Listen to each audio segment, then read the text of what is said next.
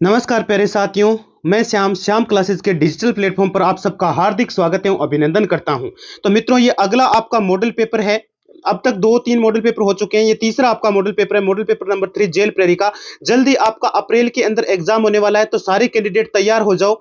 और इस क्लास के अंदर मैं आपको एक तो देखो रीजनिंग रीजनिंग करवाऊंगा, जीके करवाऊंगा, पूरा का पूरा मॉडल पेपर, और साइंस भी करवाऊंगा। यानी जितने सब्जेक्ट आपके जेल प्रहरी में आने वाले हैं सारे सब्जेक्ट करने वाले हैं। मोस्ट इंपोर्टेंट ये आरएसएसबी द्वारा प्रमाणित मॉडल पेपर है।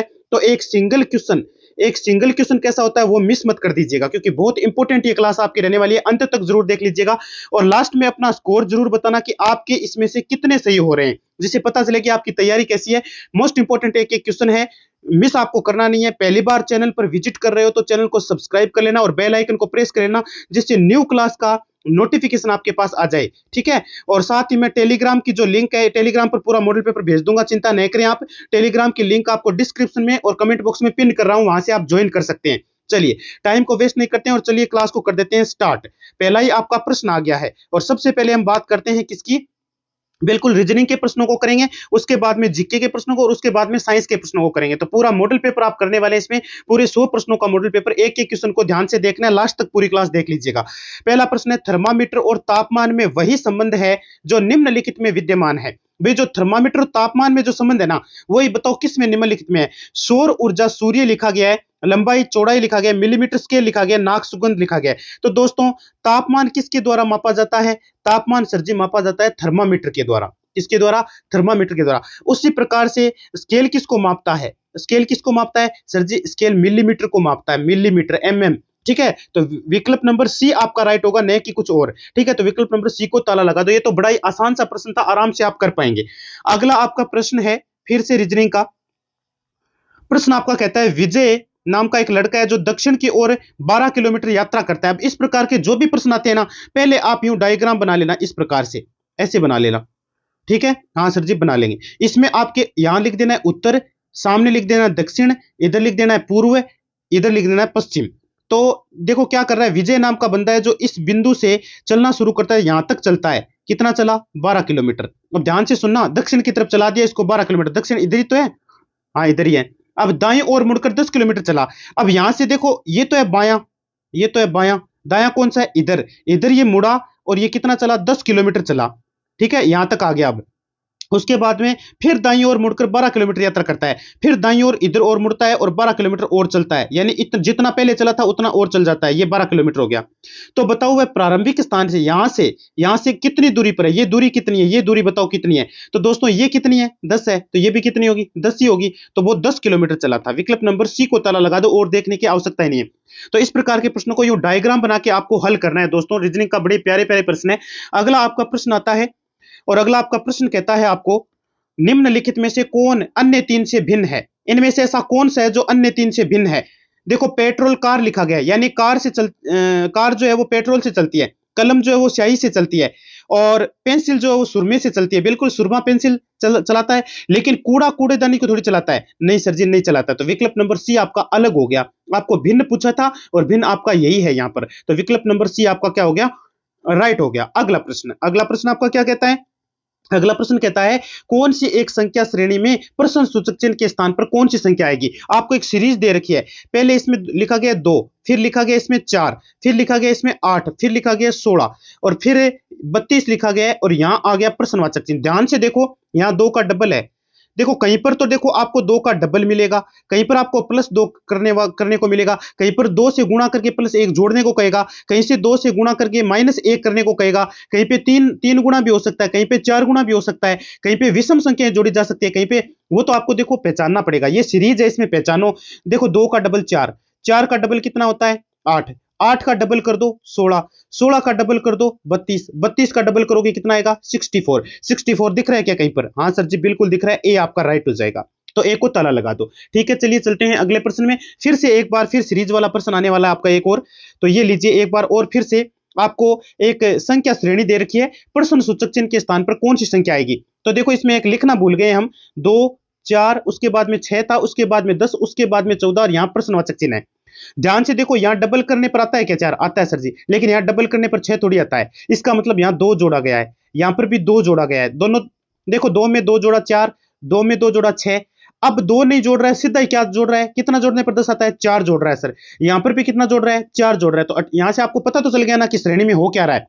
पहले 2 बार 2 2 जोड़ा, फिर 4 4 जोड़ा, अब जोड़ेगा ये 6 6। ठीक है, तो 14 के साथ 6 जोड़ो, 14 के साथ आप 6 ऐड करो, कितना हो गया, 20 हो गया। और 20 के साथ 6 ऐड और करोगे, अगला 26 आ जाएगा। लेकिन यहां तो 14 के बाद ही पूछा आपको, तो यहां पर आप 20 कर सकते हैं। तो विकल्प नंबर डी आपका राइट हो जाएगा, क्योंकि 14 के साथ आपने 20 जोड़ा था। ठीक है, 14 के साथ तो आपके पास 20 प्राप्त हो गया, 14 के साथ 6 जोड़ा तो 20 आ गया। तो विकल्प नंबर डी को ताला लगा दो। अगला आपका प्रश्न क्या कहता है, अगला आपका प्रश्न है कि नीचे दी गई अक्षर श्रृंखला में प्रश्न चिन्ह के स्थान पर क्या आएगा। एक बार फिर आपके अंग्रेजी का आ गया, पहले ध्यान से देखो, CYD लिखा गया है, CYD लिखा गया है। उसके बाद में क्या लिखा गया है, FTH, ऐसे लिख लेना आप, FTH। बाद में लिखा है IOL, और उसके बाद में लिखा लगा LJP। अब बताओ यहां क्या आएगा, आगे क्या आएगा। तो देखो दोस्तों, सी से अगली जो श्रेणी आई है, सी के बाद में ये कितने गिनने पर आता है, देखो ABCEF, दो ही जोड़ा यहां पे है ना,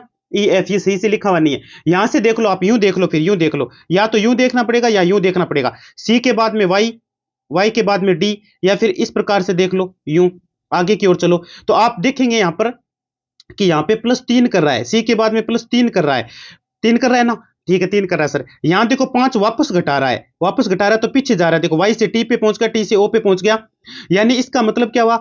और यहां पे क्या कर रहा है, यहां पे +4 कर रहा है वापस से।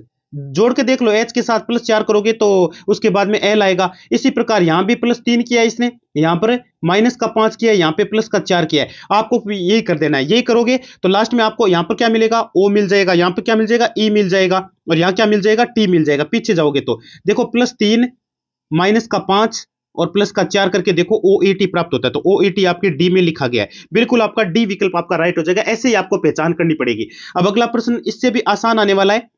देखो, निम्नलिखित में से कौन सा नाम टेलीफोन डायरेक्टरी के अंत में आएगा, अंत में कौन सा आएगा। देखो पहले वी है, सब में वी तो है सर जी, चारों नामों में वी है। वी के बाद में ए लिखा गया है पहले नाम में, इसमें ई लिखा गया है, और इसमें आई लिखा गया है, इसमें आई लिखा गया है। तो दोस्तों देखो, वसु में 4 अक्षर है, इसमें वीणा में है। वीणा देखो, ए के बाद में ABCD E आ गया, ई के बाद में FGH आई आ गया। तो आई लास्ट में देखो, अंत में कौन सा नाम आएगा, वीणा पहले आएगा, विधि लास्ट में आएगा एकदम। क्यों, क्योंकि वी के बाद में आई, उसके बाद में डी लिखा है, जबकि इसमें एन लिखा है, तो ये आ जाएगा लास्ट वाला। ठीक है, तो विकल्प नंबर डी आपका राइट हो जाएगा। इसी प्रकार से ABCD को पहचान करते हुए आपको इस प्रकार के प्रश्नों को हल करना है। अगला आपका प्रश्न, ए बी की बहन है किंतु बी ए की बहन नहीं है, तो बताओ ए और बी में संबंध क्या है। तो देखो ए है ना, एक मिनट, ये क्या हो गया, एक मिनट रुकना, एक मिनट रुक, हाँ चलिए कंटिन्यू करते हैं। अब देखो इसमें क्या है, इसमें लिखा गया है ए बी की बहन है किंतु बी ए की बहन नहीं है। तो ए और बी के बीच क्या संबंध है। देखो मैं एक चीज बता देता हूं, ये आपका ए है, यहां पर ये आपका बी है, और ये ए क्या है, बी की ये सिस्टर है, ये क्या है, सिस्टर है। तो बताओ बी ए का क्या है। तो भैया ये सिस्टर तो है नहीं, देखो बहन तो है नहीं, बी तो है, ए की बहन तो है नहीं, तो क्या होगा फिर, भाई होगा, तभी तो भाई बहन बनेंगे। तो भाई बहन ये हो गया, विकल्प नंबर ए राइट हो गया। बड़ा ही आसान सा प्रश्न था, एकदम नॉर्मल सा प्रश्न था, आराम से कर दोगे आप इसको। ठीक है, अगला प्रश्न देखो, अगला प्रश्न क्या कहता है। एक व्यक्ति का परिचय देते हुए एक महिला ने कहा, उसकी पत्नी मेरी इकलौती पुत्री है। एक व्यक्ति का परिचय देते हुए एक महिला ने कहा कि उसकी जो पत्नी है वो मेरी इकलौती पुत्री है। तो बताओ कि उस व्यक्ति का उस महिला से क्या संबंध है। बताओ उस व्यक्ति का उस महिला से क्या संबंध है, चाचा, भाई, पति या फिर पिता का संबंध है। तो दोस्तों पहले सुन लो, ये व्यक्ति है, और ये आपके हो गई, यहां पे बना देते हैं महिला। ठीक है, और यहां पे ये और बना दिया, 3 की बात चल रही है। एक व्यक्ति का परिचय देते हुए एक महिला ने कहा, एक महिला बोल रही है, महिला क्या बोल रही है कि उसकी पत्नी मेरी इकलौती पुत्री है, उसकी पत्नी मेरी इकलौती पुत्री है, ये पुत्री हो गई, इसको पुत्री बता रही है। तो बताओ कि उस व्यक्ति का उस महिला से क्या संबंध है। तो इससे क्या संबंध है, बताओ इसका इस व्यक्ति के साथ क्या संबंध। तो ये व्यक्ति इसका क्या हो जाएगा, इसका पति हो जाएगा गुरुजी, क्या हो जाएगा, पति हो जाएगा। तो आपका उस व्यक्ति का उस महिला का क्या है, वो पति है। तो विकल्प नंबर सी आपका क्या हो जाएगा, यहां पर राइट हो जाएगा। अब अगला आपका प्रश्न आ रहा है, इंपॉर्टेंट प्रश्न है, देखो एक एक, और ध्यान से आपको समझना पड़ेगा। अलग से आपकी और क्लास लगा दी जाएगी, और लाइव क्लास भी हम जल्दी स्टार्ट करेंगे। लाइव क्लास का समय बता देता हूं, शाम को 8 बजे का रहेगा, रेगुलर आपके 8 बजे लाइव क्लास होगी भाई। ठीक है, चलिए प्रश्न को करते हैं। पुस्तकों की एक पंक्ति में गणित की पाठ्य पुस्तक बाईं ओर से 8वीं है, दाईं ओर से 13वीं है। अब देखो, जब भी आपको लेफ्ट हैंड साइड और राइट हैंड साइड से इस प्रकार से पूछा जाए, इधर से तो 8वीं बता रहा है पुस्तक गणित की और इधर से बता रहा है 13वीं पुस्तक, तो आपको करना कुछ नहीं है। जब भी आपको बाएं और दाएं वाली ये पंक्ति का सवाल आए ना, तो सीधा हल करना है। कैसे हल करोगे? 13 के साथ जो इस तरफ दिया हुआ है, इस तरफ दिया हुआ है, इन दोनों को जोड़ना है और फिर -1 कर देना है। 13 और 8 कितना होता है? 21। 21 में से 1 घटाओ, कितना बचा?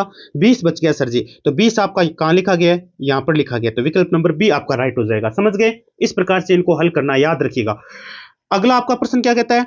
अगला आपका प्रश्न कहता है दोस्तों कि आशावादी प्रसन्न लिखा गया है, तो समानुपात निराशावादी, यहां प्रश्नवाचक चिन्ह के स्थान पे क्या आएगा? देखो, जो आशावादी होते हैं, आशावादी होते हैं, वो क्या रहते हैं? प्रसन्न रहते हैं। क्या रहते हैं? प्रसन्न रहते हैं। तो निराशावादी क्या रहते हैं बताओ? निराशावादी उदास रहते हैं। तो विकल्प नंबर बी आपका राइट हो जाएगा। निराशावादी के अनुपात में क्या जाएगा? आपके उदास आ जाएगा। तो प्रश्नवाचक चिन्ह के स्थान पे उदास आएगा। अब कितना प्यारा और सरल सा क्वेश्चन था। अगला प्रश्न, इसको थोड़ा ध्यान से समझना है। प्रश्न कह रहा है, एक लड़के से पूछा गया कि उसके थैले में कितने फल हैं। अब हमें थोड़ी पता कितने फल हैं। पहले एक काम कर लेना, मान लीजिए उसके हिसाब से चलते जाइएगा। माना x है, x फल है। कितने फल है? x फल है। 6 को छोड़कर सभी सेव है। वो कह रहा है कि x में से 6 को छोड़ दो। x में से लीजिए 6 को घटा दिया, ये सेव के लिए घटाया है हमने, सेब घटा दिए। ठीक है, अब प्लस करो आगे। 6 को छोड़कर सभी केले हैं, चलो और घटा दिया, केलों को और घटा दो। x में से घटाओ, पूरे तो x फल है ना, उसमें से 6 केले और घटा दिए। ठीक है सर जी, ये केले के लिए आ गया।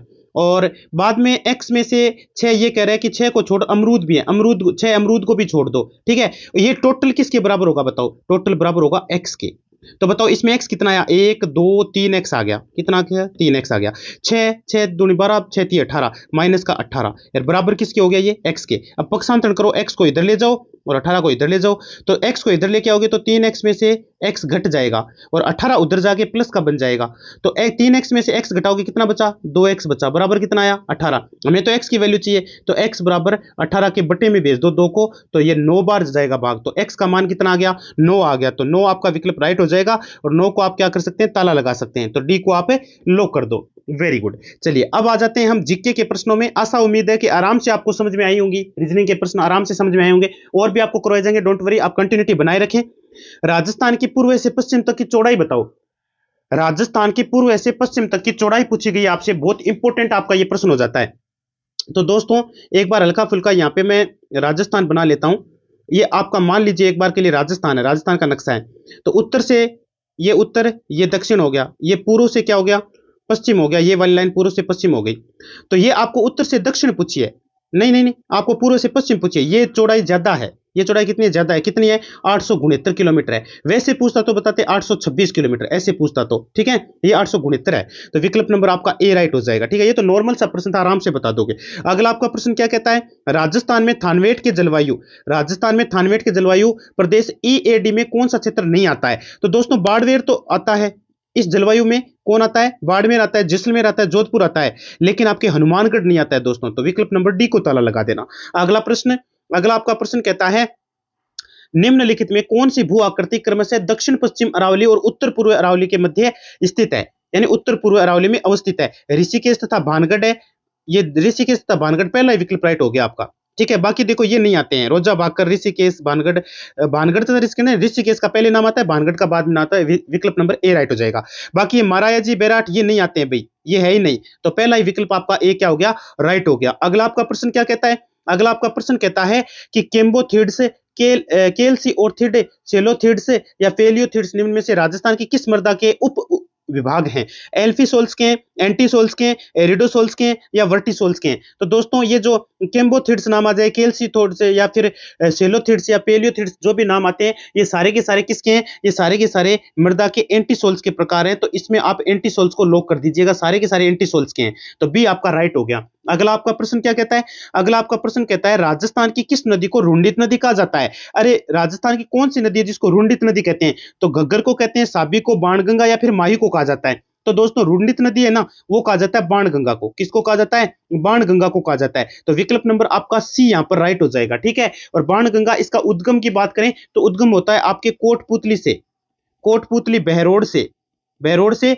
और कहां से होता है आपके? हाँ, बैराट की पहाड़ियों से, बैराट की पहाड़ियों से इसका उद्गम होता है, याद रखिएगा। और लंबाई पूछ ले, कुल लंबाई, कुल लंबाई इसकी पूछे तो बता देना 240 किलोमीटर है।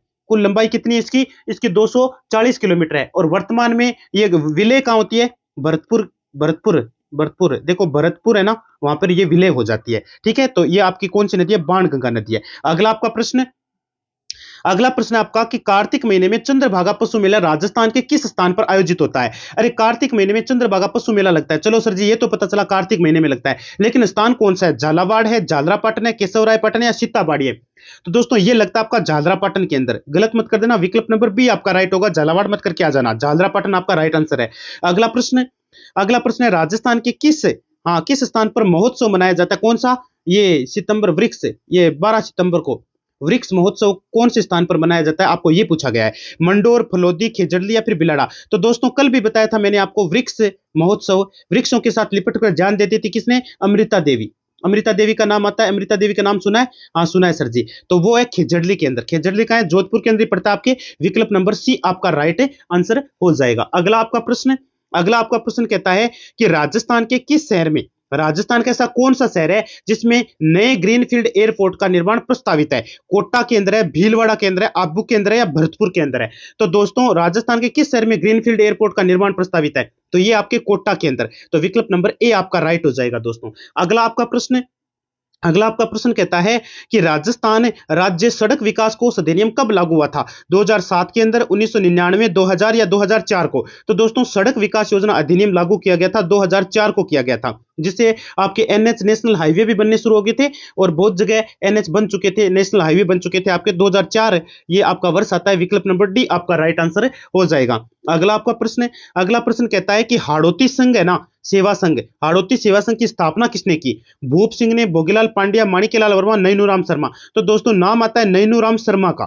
विकल्प नंबर डी राइट हो जाएगा। हाड़ौती सेवा संघ की स्थापना की थी नैनूराम ने। ठीक है, अगला आपका प्रश्न, अगला आपका प्रश्न कहता है कि मरु महोत्सव आयोजित होता है। अरे मरु महोत्सव कहां मनाया जाता है? जैसलमेर के अंदर, बीकानेर के अंदर, बाड़मेर के अंदर या बालोतरा के अंदर? तो दोस्तों मरु महोत्सव आपका मनाया जाता है जैसलमेर के अंदर।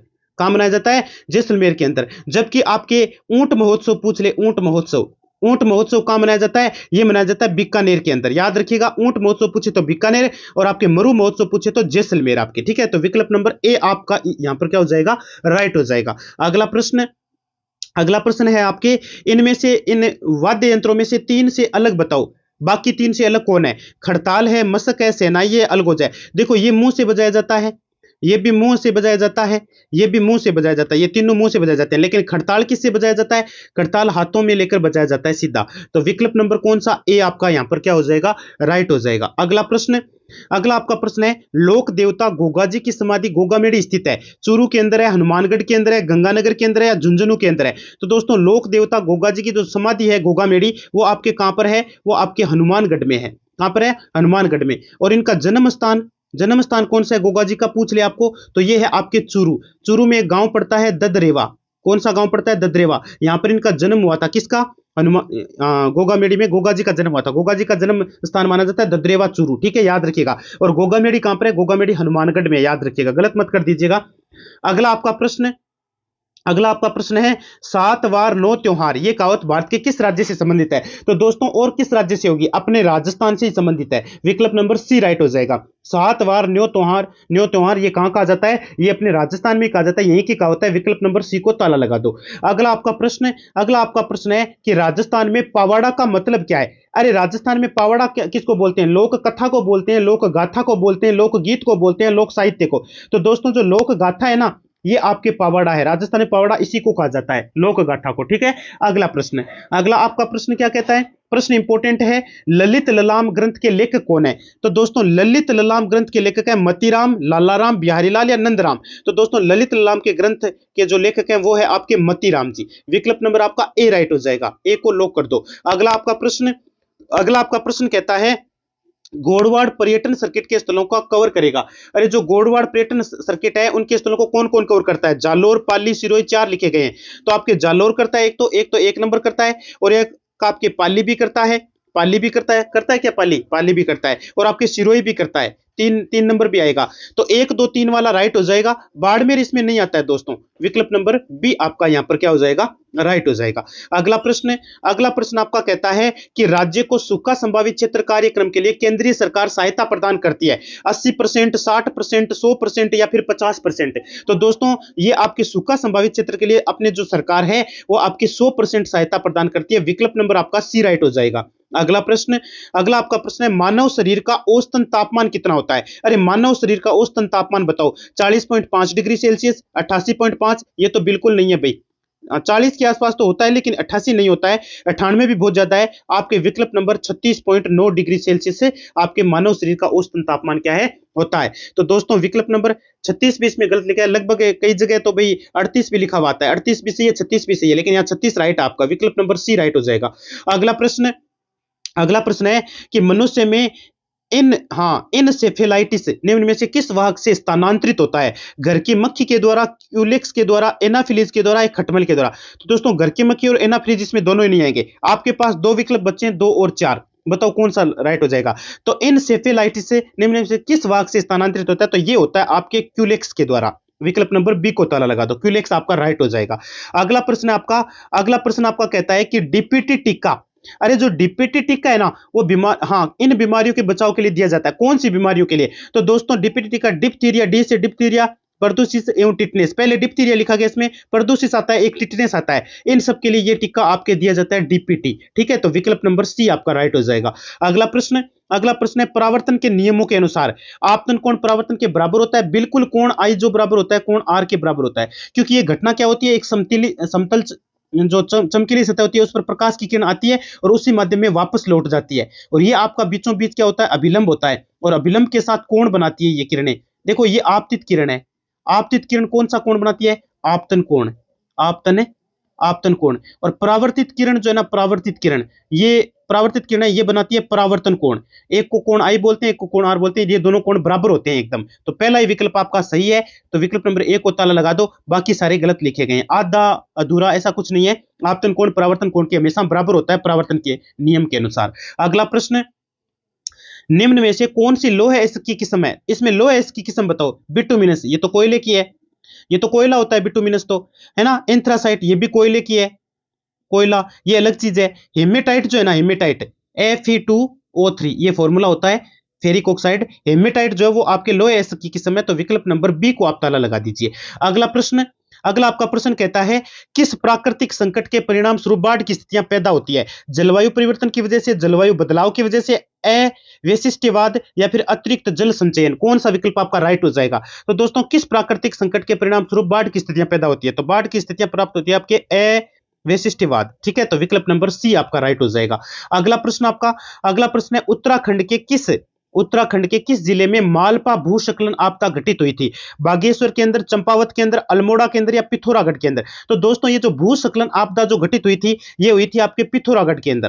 कहां हुई थी, पिथौरागढ़ का नाम आता है। पिथौरागढ़ के अंदर आपके ये भूस्खलन आपके जो आपदा है ये घटित हुई थी। विकल्प नंबर डी को ताला लगा दो। अगला प्रश्न क्या कहता है, अगला प्रश्न है आपका कि समुद्र तल में महोर्मी किन की अंतःक्रिया से उत्पन्न होता है। महोर्मी जो होता है ना वो किसके कारण होता है समुद्र तल में, तो वायु भी इसका एक कारक है, समुद्र भी है, जमीन भी है, तीनों की वजह से होती है दोस्तों। तो विकल्प नंबर डी आपका राइट हो जाएगा। सरकारी ऑप्शन डी को लॉक कर दो, उपरोक्त सभी। अगला प्रश्न है बर्फानी तूफान किस तरह की प्राकृतिक आपदा है दोस्तों। वायुमंडलीय है, जलीय है या भूमिकीय है या फिर जीवमंडलीय है। तो दोस्तों बर्फानी तूफान है वो आपके वायुमंडलीय प्राकृतिक आपदा है। विकल्प नंबर ए आपका राइट हो जाएगा। आशा और उम्मीद है क्लास आपको बहुत ही अच्छी लगी होगी। अपना स्कोर जो है ना वो आप जरूर बताना कि आपके कितने सही हुए इसमें से। ठीक है, चलिए, धन्यवाद मित्रों।